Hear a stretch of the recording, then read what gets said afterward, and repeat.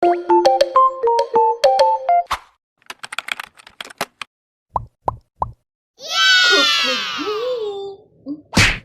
for today ay pritong Gigi at ampalaya.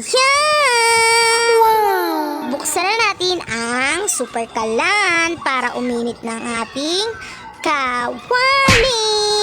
At pag mainit na, lagyan na natin ang ating mantika. This is the GGSS like me. 哎呦我的妈！ Nagdabit ko, tinanggal ko. Naasar ako, kati-kati. Kaya tinanggal ko siya. O, pwede ko siya magamit pang pati. GGSS like me. At tinanggal ko yung ng damit ko dyan dahil nangangati ang above na ito. Isang ko na rin dyan maglagay ng galunggong dahil mainit ng ating mantika. Parang dugo ko sa'yo, be. 哎呦我的妈！ Kumukulo. Leche ka. Hindi tayo magiging maldita for today's video. Fast forward ko na yun dyan para mabilis maluto at mabilis din yung video natin, be.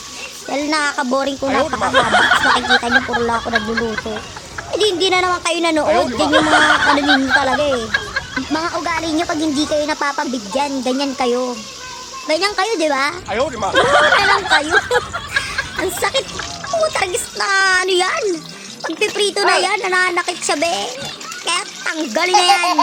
Nakakasarap na ako, ha. Ginigigil mo ko, pasalamat ka, masarap ka pakainin. Ilagay na natin ang 2 peraso dahil nagpaiwan pa talaga siya, be. Hindi siya nagkasya sa paghinga ng kawali natin. Kaya yan, mabilisan na naman, baliktad na natin agad sa video, be.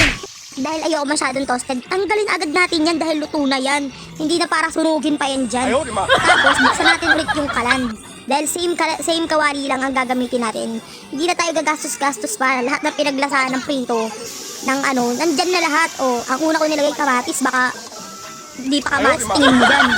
Inaasar mo na naman ako. Ilamog-lamog ko lang ito, sinabi ko na yung sibuyas, bawang. Para sa'yo, pagkakaluin lang din naman yan dyan. Tapos, nagdadag ako natin oil dahil nadadry ako, be. Nadadryan ako sa kanya, kaya dinagdagan ko pa siya ng oil. Tapos, gesa-gesa lang. At itong natin, ang palaya, napiga-piga ko na yung 2 beses sa asin. Ilagay na natin. Mga mi, ginagawa nyo ba sa ampalaya yun? Yung pinipiga-piga nyo sa asin para lang matanggal yung pagka-bitterness niya. Wow! O, di mo kinaya. English yun. Dito na naman tayo sa part na ihalo mo. Ihalo mo, lari. Sigil lang. Maglagay na rin tayo ng pamintang 50,000-60,000 pieces at saka bechin. Baka naman paalugin mo ang itlog ni Onyo. At saka magi-magi sarap. Baka naman bet na bet mo kayong 2. Magbabati na tayo ng 2 eggs. Enough na yun para sa ating ampalaya. Disclaimer lang, ang ampalaya ko. 哎呦我的妈！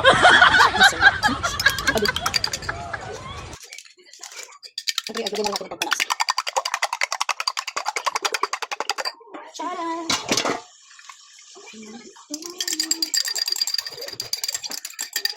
Okay. Dahil hindi tayo nag-teacher-ban. Hindi ako nagtira-tira. At pakanak ulit tayo magtutulog. Kasi gusto ko yung nagbubuo. Nagbobo-obo. At ayan, dahil sunod-sunod ang bumili sa tindahan, be, medyo na-toasted talaga siya, be. Keta naman dyan, pag halo-halo ko pa lang, be, medyo na-toasted talagang etlog, be, pero okay lang.